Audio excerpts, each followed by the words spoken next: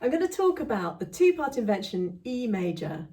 This is a little bit different from the others that he wrote in this set of 15. There's something about it that he manages to make it lyrical and lively at the same time, which is quite a feat to pull off. And he does it by alternating the hands. So each hand is not playing that fast, but put them together, and suddenly you have this lively, lilting, beautiful piece that just sort of trips along. So let me just play you the opening phrase just to give you an idea of what it's all about.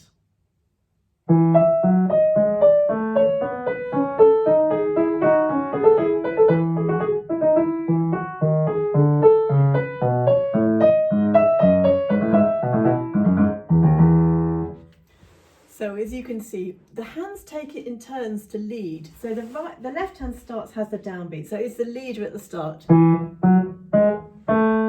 And then the role of leader goes to the right hand for the second phrase.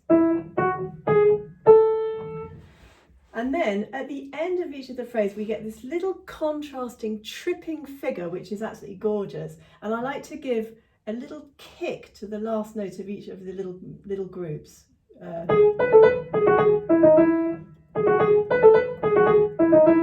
Just for contrast, and it just gives us a little lively sense right at the end of the phrase. So just thinking about how to play this piece, I like to give each of the notes a little weighty drop of the hand.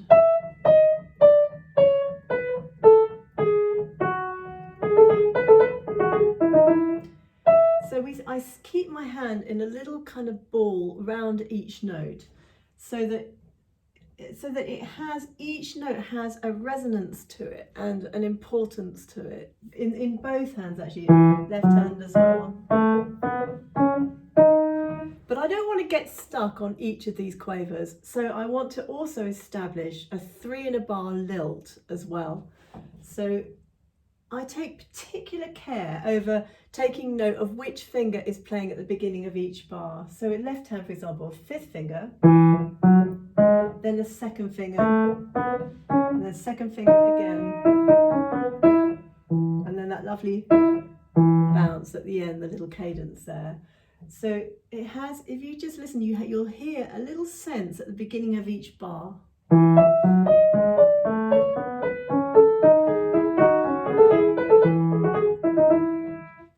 So as you can see, there's a lot of contrary motion. So sometimes the hands are coming in to each other, like at the beginning, and ends up almost on top of each other. Or the hands are going out. And when the hands are going out, take particular care with the left hand. So if you look onto bar 6, 7, 8, 9, your left hand ends up right down here, way away from the right hand, playing a thumb. Now, although the music is travelling up, think about going down. So you're heading that way, particularly when you've got a 5th finger, say in bar 11, you've got this. As you can see, the move is going to be travelling up, but think down for the minute. We're going that way, and here, so that we get a lovely resonance, and there's no sense of sort of hurrying through that. You know, it has a real sense of just pushing into the key and heading in that direction.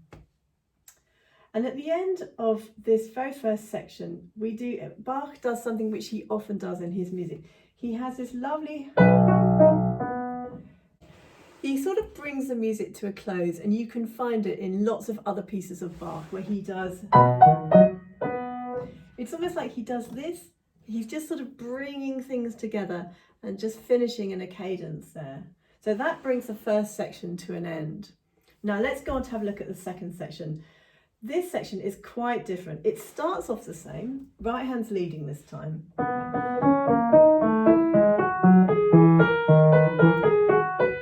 So our familiar set, mostly with these alternating quavers between the right hand and the left hand. But then this little thing that we've been introduced at the beginning becomes the dominant theme. And it starts here, a whole sequence.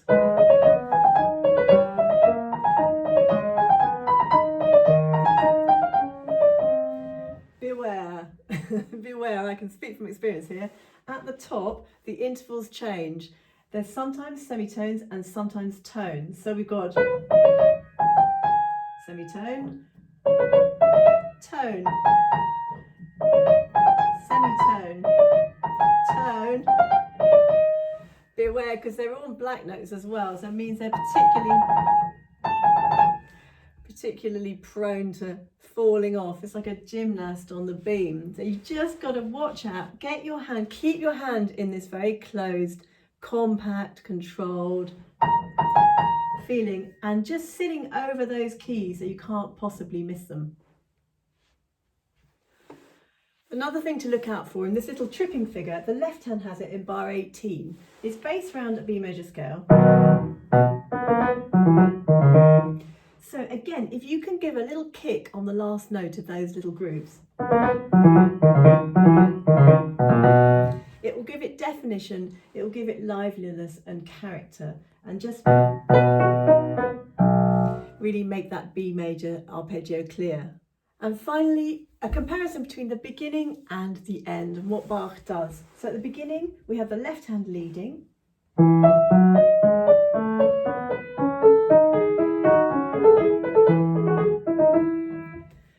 Compare it to the end, the right hand leading this time, and at the end, instead of doing a cadence or just an octave to finish it off, the hand that's leading joins in with the left hand in that little tripping figure. I'll show you what I mean. So it's here.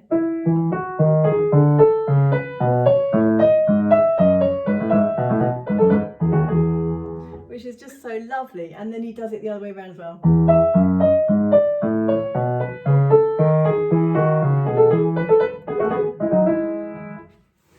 So infinite variation with Bach. It's just such a joyful piece to play this piece. So I hope you really enjoy it and love it as much as I do.